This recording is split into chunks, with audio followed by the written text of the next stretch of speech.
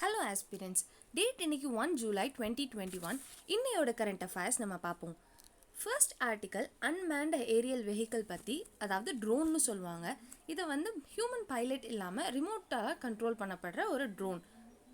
So இது ஏன் அப்படி பார்க்குறோம் அப்படின்னு நம்ம பார்த்தோம்னா, ஜம்மு அண்ட் காஷ்மீரில் 2 நாளைக்கு முன்னாடி ட்ரோன் அட்டாக் நடந்திருக்கு. ஸோ ட்ரோன்ஸ் அப்படின்னா என்ன, இதை வந்து கவர்மெண்ட் எப்படி ரெகுலேட் பண்ணுறாங்க அப்படின்றத பற்றி நம்ம இந்த ஆர்டிக்கலில் பார்ப்போம். So drones unmanned aerial vehicle இதை வந்து கிரவுண்ட்லேருந்து ஆப்ரேட் பண்ணுவாங்க. ஏதாவது ஒரு ரிமோட் பேஸ்ட் கண்ட்ரோலை வச்சு கிரவுண்ட்லேருந்து ஆப்ரேட் பண்ணுவாங்க. அண்ட் 2 சிஸ்டம்க்கும், ரிமோட்டுக்கும் அந்த பறக்கிற ட்ரோன்ஸ்க்கும் கம்யூனிகேஷன் போயிட்டே வரும். இது எதுக்கு யூஸ் பண்ணுவாங்க அப்படின்னு பார்த்தீங்கன்னா, சர்வைலன்ஸ்க்காக யூஸ் பண்ணுறாங்க. லைக் என்னென்ன நடக்குது கேமரா வச்சு சர்வைலன்ஸ்க்காக யூஸ் பண்ணலாம். இல்லைனா சர்வே இல்லைனா மேப்பிங்காகவும் யூஸ் பண்ணலாம். யூஏவி ஆம்புலன்ஸ் வந்து இப்போ ரீசெண்டாக ரொம்ப ஃபெமிலியர் ஆகிக்கிட்டு இருக்கு. எங்கெங்கே யார் யாருக்கு டிசாஸ்டர் டைமில் ஹெல்ப் தேவைப்படுது அப்படின்றதுக்காக யூஏவியை எஸ்டாப்ளிஷ் பண்ணுறாங்க. ஸோ இது கவர்மெண்ட் எப்படி ரெகுலேட் பண்ணுறாங்க அப்படின்னு பார்த்தீங்கன்னா, யூஏஎஸ் ரூல்ஸ் ஆஃப் 2020 வந்து இந்த மாதிரி யூஏஎஸ் ரூல்ஸ்னு ஒரு ரூல்ஸை எஸ்டாப்ளிஷ் பண்ணியிருக்காங்க. இது யார் ரிலீஸ் பண்ணியிருக்கா அப்படின்னு பார்த்தீங்கன்னா, ministry of civil aviation release பண்ணியிருக்காங்க. இது பேசிக்காக எதை ரெகுலேட் பண்ணும் அப்படின்னு பார்த்தீங்கன்னா, ட்ரோன்ஸோட production and import, trade, ownership and operation, யார் எதை ஆப்ரேட் பண்ணுறாங்க அப்படின்றதையும் ரெகுலேட் பண்ணும். ஸோ யார் ட்ரோனை விற்கலாம் அப்படின்னு பார்த்தீங்கன்னா, only registered or authorised entities. யாரெல்லாம் மினிஸ்ட்ரி ஆஃப் சிவில் ஏவியேஷனில் ரெஜிஸ்டர் பண்ணியிருக்காங்களோ அவங்க மட்டும்தான் ட்ரோன்ஸை வந்து விற்க முடியும் அண்ட் வாங்க முடியும். அண்ட் யார் ட்ரோன்ஸ் ஆப்ரேட் பண்ணலாம் அப்படின்னு பார்த்தீங்கன்னா, director general of civil aviation அவங்கக்கிட்ட லைசன்ஸ் வாங்கியிருக்கவங்க மட்டும்தான் ட்ரோன்ஸ் ஆப்ரேட் பண்ண முடியும். அண்ட் ஒருவேளை இது பிஸ்னஸ் என்டிட்டிஸ் யூஸ் பண்ணுறாங்க அப்படின்னா, அந்த பிஸ்னஸ் என்டிட்டிஸ் ஒரு இந்தியன் நேஷ்னலில் லைசன்ஸ் வாங்கின இந்தியன் நேஷ்னலில் மட்டும்தான் ட்ரோன் ஆப்ரேட் பண்ணுறதுக்காக யூஸ் பண்ண முடியும். இது எந்தெந்த ட்ரோன்ஸ்க்கு அப்ளை ஆகும் அப்படின்னு பார்த்தீங்கன்னா, 250 கிராம்ஸ்க்கு மேலே வெயிட் இருக்கிற எல்லா ட்ரோன்ஸுக்குமே இந்த ரூல்ஸ் அண்ட் ரெகுலேஷன்ஸ் அப்ளை ஆகும். ஸோ 250 கிராம்ஸ்க்கு கீழே இருக்குது உங்கள் ட்ரோன் அப்படின்னா, நீங்கள் வந்து அதுக்கு லைசன்ஸோ இல்லை ரெஜிஸ்டரோ பண்ணியிருக்கணும் அப்படின்றது அவசியம் கிடையாது. அண்ட் தேர்ட் பார்ட்டி இன்சூரன்ஸ் கண்டிப்பாக பண்ணியிருக்கணும். ஏன்னா ட்ரோன் நீங்கள் யூஸ் பண்ணும்போது ஏதாவது ஆக்சிடென்ட் நடக்குது அப்படின்னா இன்சூரன்ஸ் ரொம்பவே இம்பார்ட்டண்ட். அண்ட் யாரெல்லாம் ட்ரோன்ஸ் ஆப்ரேட் பண்ணலாம் அப்படின்னு பார்த்தீங்கன்னா, உங்களுக்கு அட்லீஸ்ட் 18 இயர்ஸ் ஆஃப் ஏஜ் இருக்கணும். அண்ட் ஆல்சோ நீங்கள் வந்து டைரக்டர் ஜெனரல் கிட்ட ரெஜிஸ்டர் பண்ணி உங்களுக்கு லைசன்ஸ் வாங்கியிருக்கணும். அப்படின்னா மட்டும்தான் நீங்கள் ட்ரோன்ஸ் ஆப்ரேட் பண்ண முடியும். அண்ட் பிஸ்னஸ் ஆப்ரேஷன்ஸ்க்கு இந்தியன் நேஷ்னல்ஸை தான் யூஸ் பண்ணணும். ஸோ எதுக்காக இந்த ட்ரோன்ஸோட ரூல்ஸ் வந்து ரொம்பவே இம்பார்ட்டன்ட் அப்படின்னு பார்த்தீங்கன்னா, ரீசெண்டாக நிறைய பேர் ட்ரோன்ஸ் யூஸ் பண்ணிட்டு இருக்காங்க. நிறைய கம்பெனிஸ் லைக் அமேசான், ஃப்ளிப்கார்ட் கூட அவங்களோட டெலிவரிக்காக ட்ரோன்ஸ் யூஸ் பண்ணுறோம் அப்படின்னு சொல்லியிருக்காங்க. ஸோ டெலிமெடிசன் ஃபெசிலிட்டிஸும் வருது, ட்ரோன்ஸ் யூஸ் பண்ணி மெடிசன் டெலிவர் பண்ணுறது. ஸோ இந்த மாதிரியான இவால்விங் டெக்னாலஜியாக இருக்குது ட்ரோன். ஸோ ட்ரோனை ரெகுலேட் பண்ணுறது ரொம்பவே இம்பார்ட்டன்ட். ஸோ இதுக்காக director general of civil aviation drone regulation 1.0 அப்படின்ற ரெகுலேஷன்ஸை வந்து ரிலீஸ் பண்ணியிருக்காங்க 2018. இதில் இதெல்லாம் ரெகுலேட் பண்ணுறாங்க அப்படின்னு பார்த்தீங்கன்னா, டிஜிட்டல் ஸ்கை பிளாட்ஃபார்ம் அப்படின்ற ஒரு பிளாட்ஃபார்மை க்ரியேட் பண்ணியிருக்காங்க. இந்த பிளாட்ஃபார்ம் வந்து ஒரு ஆன்லைன் பிளாட்ஃபார்ம். இதுவுமே மனுஷங்க இல்லாமல் ஒரு இயங்குகிற ஒரு பிளாட்ஃபார்மாக தான் இருக்குது. So online registration, online licence எல்லாமே இந்த பிளாட்ஃபார்மில் உங்களுக்கு அவைலபிளாக இருக்கும். ஸோ எந்த பெர்மிஷன், நம்ம வந்து ட்ரோன்ஸை வந்து பெர்மிஷன் இல்லாமல் டேக் ஆஃபோ இல்லை இறக்கவோ முடியாது. ஸோ ட்ரோனை வந்து நம்ம டேக் ஆஃப் பண்ணுறதுக்கு பெர்மிஷன் வந்து டிஜிட்டல் ஸ்கை பிளாட்ஃபார்மில் தான் வாங்க முடியும். அண்ட் இந்த ரூல்ஸ் படி 3 ஜோன்ஸாக பிரிச்சிருக்காங்க. ரெட் ஜோன், அதாவது கம்ப்ளீட்டாக ட்ரோன்ஸ் பறக்கக்கூடாது அப்படின்னு ரெஸ்ட்ரிக்ட் பண்ண ஜோன். எல்லோ ஜோன், பெர்மிஷன் வாங்கினா நீங்கள் பறக்க விடலாம். க்ரீன் ஜோனில் உங்களுக்கு ஆட்டோமேட்டிக்காக பெர்மிஷன் கிடச்சிரும் அப்படின்ற மாதிரி 3 ஜோனாக பிரிச்சிருக்காங்க. ஸோ இந்த 3 ஜோனில் என்னென்ன வருது, ரெட் ஜோனில் என்ன வருது அப்படின்னு பார்த்தீங்கன்னா, ஏர்போர்ட்ஸ் வருது, இன்டர்நேஷ்னல் பார்டர்ஸ் வருது, அண்ட் கோஸ்ட் லைன், இல்லைனா ஸ்டேட்டோட செக்ரட்டரியேட் காம்ப்ளெக்ஸ், இல்லைனா மிலிட்ரி இன்ஸ்டாலேஷன். இந்த மாதிரியான ஏரியாலலாம் நீங்கள் ட்ரோன்ஸ் பறக்கவே விட முடியாது. ஏன்னா இதெல்லாம் ரெட் ஜோன்ஸில் வருது. ஸோ ட்ரோன் ரெகுலேஷன் 2.0 வந்து டிராஃப்டாக இருக்குது. இப்போ வரைக்கும் ட்ரோன் ரெகுலேஷன் 2.0 வரல. இது எந்த மாதிரியான இடத்த ரெகுலேட் பண்ண பார்க்குது அப்படின்னு பார்த்தீங்கன்னா, பியாண்ட் விஷுவல் ரேஞ்ச், உங்கள் கண்ணுக்கு முன்னாடி தாண்டி நீங்கள் ஒரு இடத்துல ட்ரோனை பறக்க வைக்க பார்க்குறீங்க அப்படின்னா, இது வந்து ட்ரோன் ரெகுலேஷன் 2.0க்கு கீழே வரும். அண்ட் ஆல்சோ நீங்கள் வந்து இப்போ இருக்கிற ரூல்ஸ் படி ஒரு பைலட் ஒரே ஒரு ட்ரோனை தான் ஆப்ரேட் பண்ண முடியும். பட் 2.0ல் ஒரு பைலட் 2-3 ட்ரோன்ஸ் ஆப்ரேட் பண்ணுற ரூல்ஸும் இதில் வருது. அண்ட் ஆல்சோ 2.0ல் வந்து ட்ரோன்ஸ் வந்து கம்ப்யூட்டரால் ஆர்டிஃபிஷியலாக இயக்கப்படுற ட்ரோன்ஸ் எல்லாமே வந்துச்சுன்னா அது எல்லாமே ட்ரோன் ரெகுலேஷன் 2.0ல் வரும். ஸோ இந்த மாதிரியான யூசஸ்லாம் இதில் இருக்கும் அப்படின்னு பார்த்தீங்கன்னா, e-commerce platforms like Amazon, Uber இந்த மாதிரியான சர்வீசஸ் எல்லாமே கொண்டு வராங்க. ஸோ அதுக்காக தான் ட்ரோன் ரெகுலேஷன் 2.0 டிசைன் பண்ணியிருக்காங்க. அடுத்த article national disaster management authority பற்றி. ஸோ இந்த அத்தாரிட்டி வந்து ஒரு statutory body. NDMA act of 2005 create பண்ணியிருக்காங்க. 2005 ஏன் அப்படின்னு பார்த்தீங்கன்னா 2004 சுனாமிக்கு அப்புறம் இந்த பாடியை கிரியேட் பண்ணியிருக்காங்க. ஒரு பேன் இண்டியா பாடி தேவைப்பட்டுச்சு.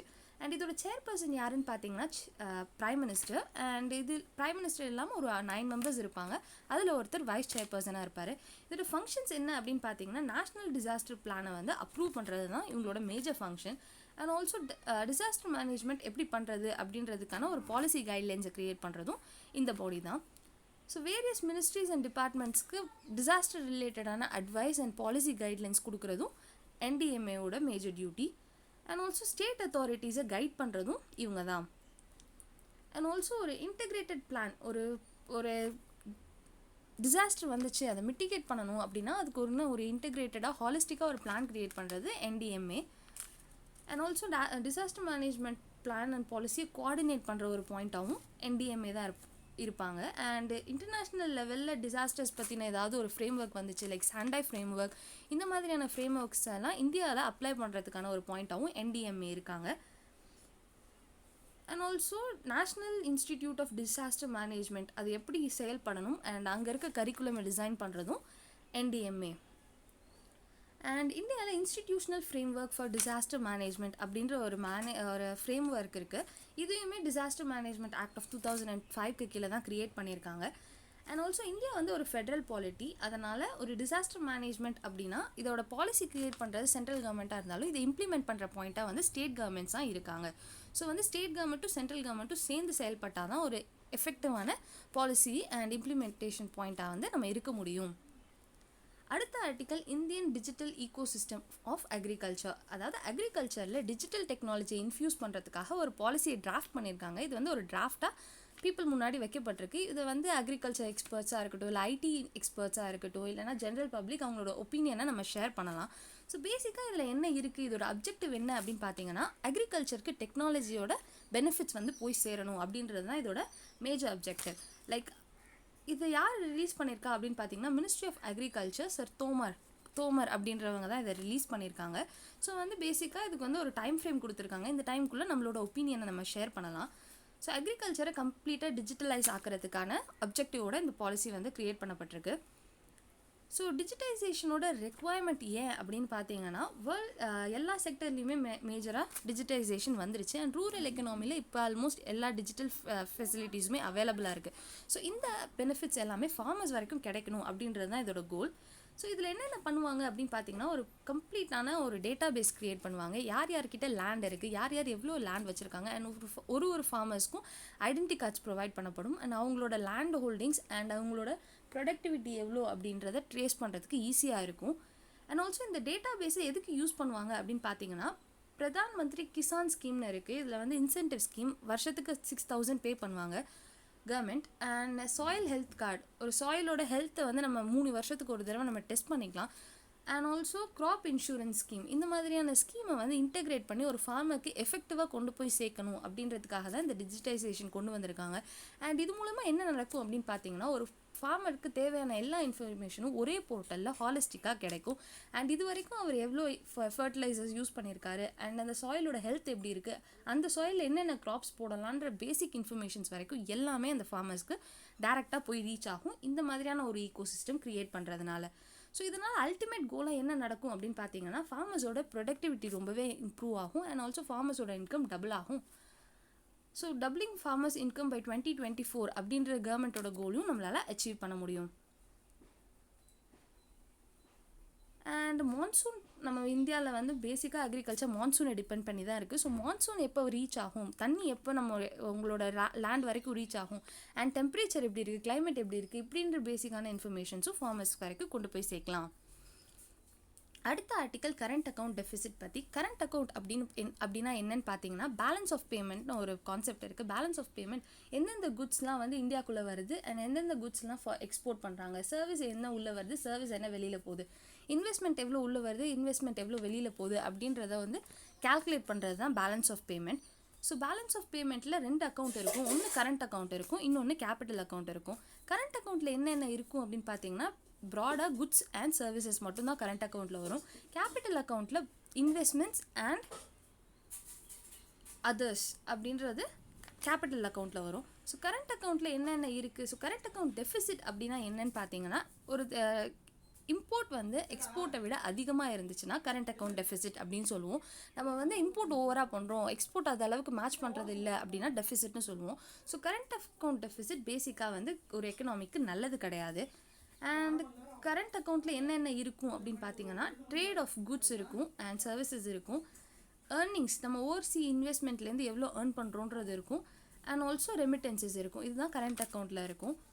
ஸோ கரண்ட் அக்கௌண்ட் எப்படி கால்குலேட் பண்ணுவாங்க அப்படின்னு பார்த்தீங்கன்னா, trade gap plus net current transfers plus net income from abroad. So trade gap அப்படின்னா என்னென்னு பார்த்தீங்கன்னா, export minus import. So export நம்ம ஒரு வேலை அதிகமாக பண்ணியிருக்கோம் இம்போர்ட்டை விட அப்படின்னா நமக்கு வந்து பாசிட்டிவாக இருக்கும், டெஃபிசிட் இருக்காது, கரண்ட் அக்கௌண்ட் வந்து பாசிட்டிவாக இருக்கும். அது வந்து ஒரு குட் எக்கனாமி அப்படின்னு சொல்லுவாங்க.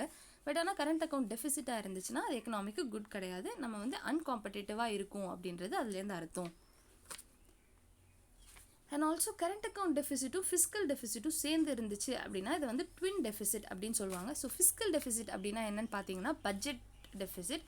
ஒரு கவர்மெண்ட் எக்ஸ்பெண்டிச்சர் அதிகமாக பண்ணுறாங்க, அதுக்கேற்ற மாதிரியான ரெவென்யூ அந்த கவர்மெண்ட்க்கு வரல அப்படின்னா அது வந்து ஃபிஸ்கல் டெஃபிசிட்னு சொல்லுவோம். ஸோ இந்த கரண்ட் அக்கௌண்ட் டெஃபிசிட்டும் ஃபிஸ்கல் டெஃபிசிட்டும் சேர்ந்து இருந்துச்சுன்னா இதை வந்து ட்வின் டெஃபிசிட் அப்படின்னு சொல்லுவோம். ஸோ இன்றைக்கி நம்ம ப்ரிலிம்ஸ் பேஸ் கொஷின் என்ன அப்படின்னு பார்த்தோன்னா, ஒரு பக்கம் டான்ஸ் ஃபார்ம்ஸ் கொடுத்துருக்காங்க, இன்னொரு பக்கம் ஸ்டேட்ஸ் கொடுத்துருக்காங்க. இது வந்து எது கரெக்டாக மேட்ச் ஆகிருக்கு அப்படின்றத நம்ம பார்க்கணும். ஃபர்ஸ்ட் ஆப்ஷன் கால்பெலியா, இது வந்து ராஜஸ்தான்லேருந்து வந்திருக்கு அப்படின்ற சொல்லியிருக்காங்க. இன்னொன்று கதகளி கேரளாலேருந்து, கட்கா பஞ்சாப்லேருந்து. இதில் எது கரெக்ட் அப்படின்றத நம்ம கண்டுபிடிக்கணும். கதகளி கேரளாலேருந்து நமக்கு பேசிக்காக தெரிஞ்சிருக்கும், அண்ட் கால்பெலியா ராஜஸ்தான்லேருந்து, கட்கா பஞ்சாப்லேருந்து. இது மூணுமே கரண்ட் அஃபேர்ஸில் இருக்கிற டான்ஸ் ஃபார்ம்ஸ் அண்ட் இது ரெஸ்பெக்டிவ் ஸ்டேட்ஸ். ஸோ இதோட ஆப்ஷன் என்னன்னு பார்த்தீங்கன்னா டி. ஸோ கட்கா அப்படின்றது இந்தியனோட ஒரு மார்ஷல் ஆர்ட். எந்த ஸ்டேட்டில் இது பர்ஃபார்ம் பண்ணுவாங்க அப்படின்னு பார்த்தீங்கன்னா பஞ்சாபில். இதை சீக் கம்யூனிட்டி அப்படின்றவங்க வந்து இதை ஃபாலோ பண்ணுவாங்க. அண்ட் இதில் வந்து ஸ்டிக் ஃபைட்டிங் இருக்கும், ஸ்வாட் ஃபைட்டிங் இருக்கும். ஸோ இது வந்து ஒரு பேசிக்காக ஒரு மார்ஷல் ஆர்ட். அடுத்தது வந்து கால்பெலியா, இது ராஜஸ்தானில் சேர்ந்த ஒரு ட்ரைப்ஸ் ஓட டான்ஸ் ஃபார்ம். அண்ட் கால்பெலியான்றது வந்து யுனெஸ்கோவோட representative list of intangible cultural heritage அப்படின்ற ஒரு லிஸ்ட்டில் வந்து கால்பெலியா இருக்குது 2010 அண்ட் ஆல்சோ இதை இந்த ட்ரைப்ஸ் யார் அப்படின்னு பார்த்தீங்கன்னா ஸ்னேக்ஸ் பிடிக்கிறவங்க தான் இந்த ட்ரைப்ஸ். ஸோ பேசிக்காக இந்த டான்ஸோட மூமெண்ட்ஸ்லாம் ஸ்னேக் டான்ஸ் மாதிரி இருக்கும். அண்ட் தேர்ட் வந்து கதகளி. ஸோ இது வந்து கேரளாவை சேர்ந்த ஒரு art form, classical Indian dance. And இதையுமே இன்டான்ஜிபிள் கல்ச்சுரல் ஹெரிட்டேஜில் யுனெஸ்கோ லிஸ்ட்டில் மென்ஷன் பண்ணப்பட்டிருக்கு. ஸோ இன்னையோட கரண்ட் அஃபேர்ஸ் இவ்வளோ தான். நாளைக்கு கரண்ட் அஃபேர்ஸோட நம்ம மீட் பண்ணுவோம். தேங்க்யூ.